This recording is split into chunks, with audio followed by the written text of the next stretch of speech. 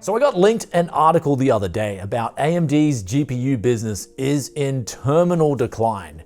And I looked more into this and I thought, okay, we've got to unpack a lot of information here.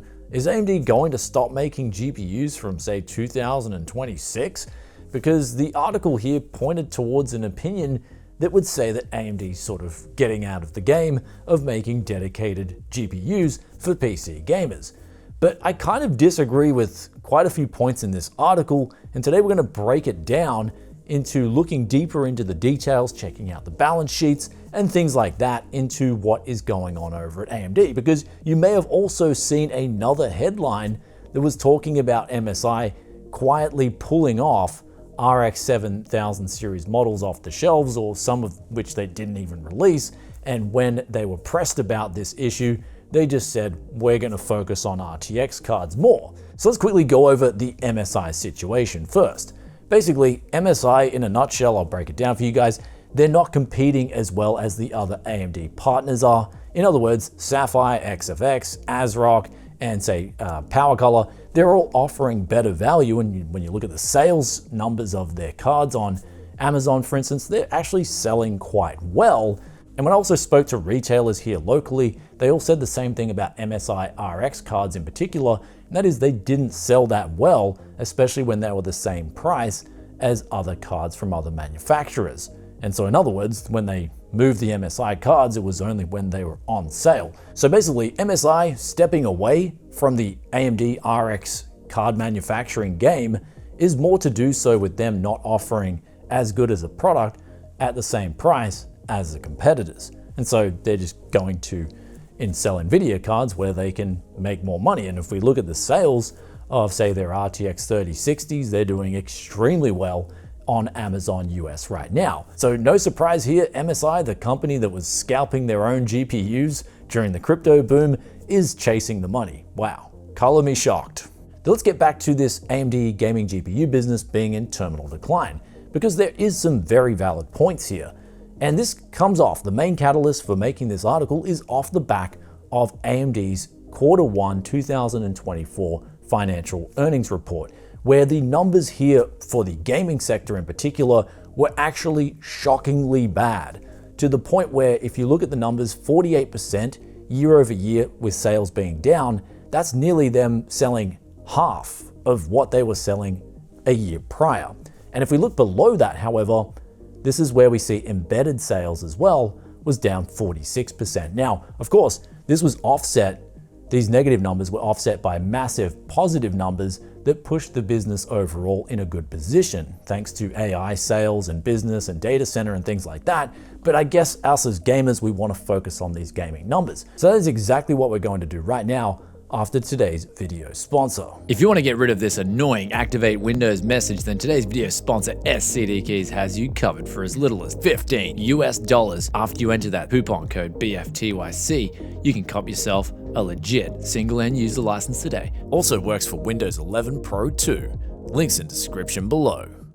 So 48% and then 46%. Especially when we look at the embedded CPUs and GPUs and things like that. If you guys didn't know what embedded sales are, it's basically things that go into, say, cars or fridges or just dedicated solutions where they put these CPUs in and they're programmed and made for one particular thing. Unlike a gaming PC, those CPUs are actually packaged with their client group. And there's kind of a little bit of a twist there, because I thought personally that, say, the Ryzen 7 7800 X3D is a gaming focused product, should be in the gaming group. But when I break down the AMD sales, they've kind of segmented, say, the 7800 X3D, which is actually the #1 selling CPU right now. They've bracketed that in a different segment to, say, an RX 7900 XTX or an RX 7800 XT gaming card. However, if we look at this embedded segment, this is actually worrying me much more than AMD just having a bad quarter and having lower sales and their gaming business being in terminal decline. See, in this article, they said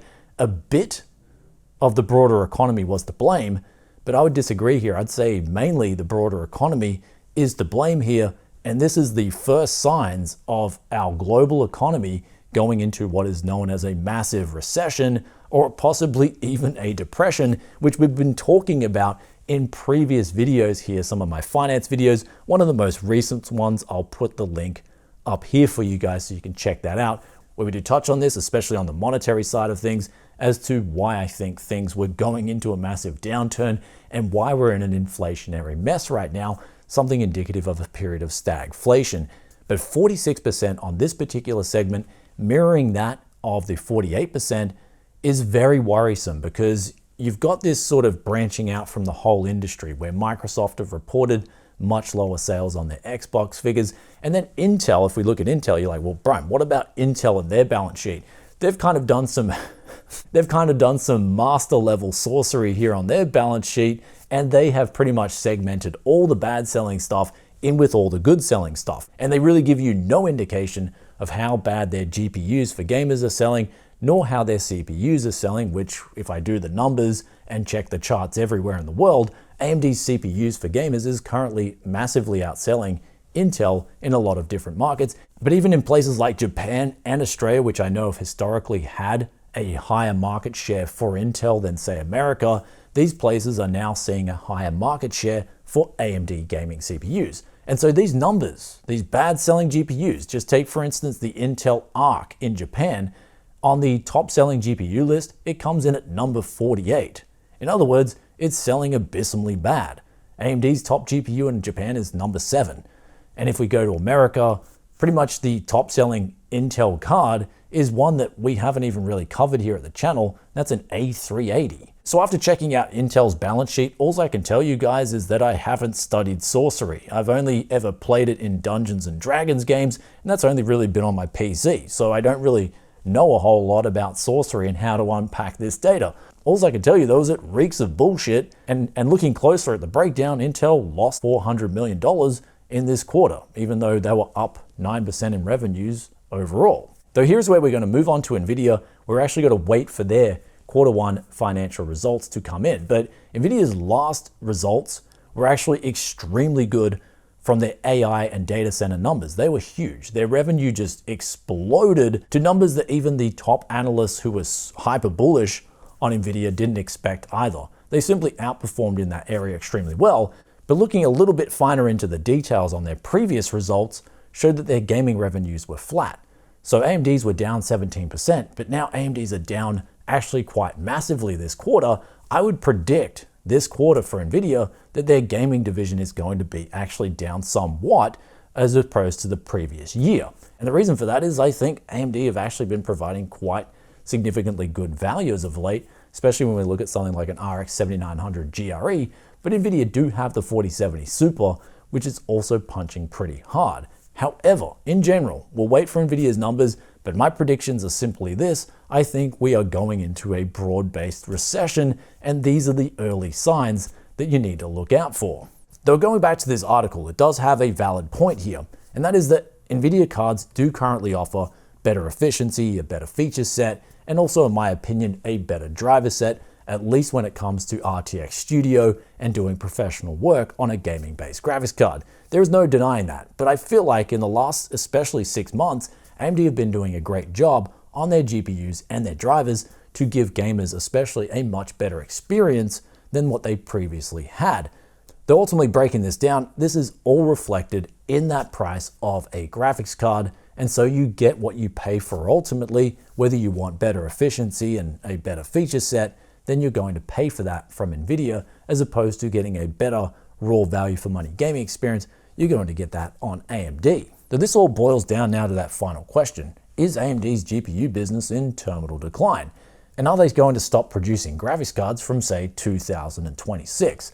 And my opinion to this is absolutely not. I think they're a company that's actually been through the worst of their GPU times back in, say, the R9 290 days, where they were producing absolute massive toaster ovens and some of the coolers. If you guys heard the coolers on some of these cards back then, there was literally like, there's memes on the internet of replicating airplanes taking off with some of these older cards. That's how bad they were. AMD survived those badder days, and now they've got a relatively competitive product out on the market, plus they've got a massive advantage with console sales, and their embedded solutions are taking advantage of this RDNA synergy that's going on. So I don't think they're going anywhere anytime soon in terms of RDNA and delivering dedicated solutions to gamers. However, in saying that, for raw gaming graphics cards, they are still ways behind Nvidia, which I'd like to see them catch up in the next few generations, which I think they are more than capable of doing if they stick at it, just like they did with the CPUs. They're looking at some of the other numbers that are out there at the moment. Steam Surveys is showing that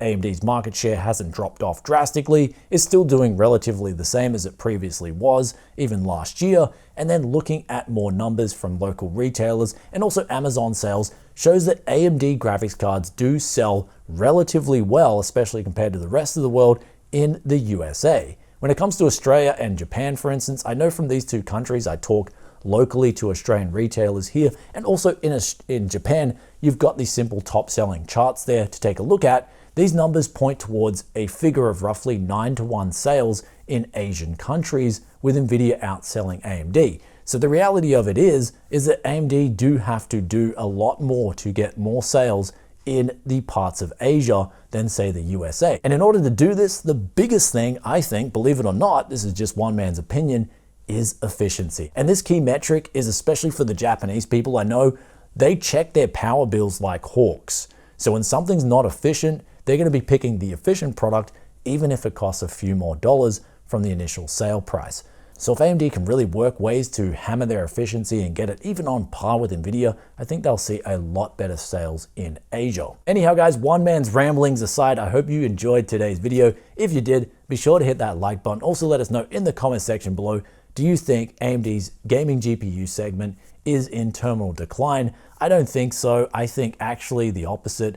I think the gaming GPU industry itself has driven this whole other segment of AI and all these other segments over time where Nvidia and Radeon, previously ATI, were gaming focused only. And from there, they've grown their business to expand into data center and whatnot. But now the benefits of those segments growing is that they're putting a lot more R&D into the GPU. And even if we get the offcuts, that's still going to mean better gaming GPUs in terms of efficiency and more frame rates. And that's exactly what we saw with RTX 4000 over RTX 3000, for example, and also what we've seen with RX 7000 over RX 6000, even though the value of these cards is arguably not that much better than the previous generation products. Do let us know in the comment section below. Love reading your thoughts and opinions as always, and I'll catch you in another tech video very soon. Peace out for now. Bye.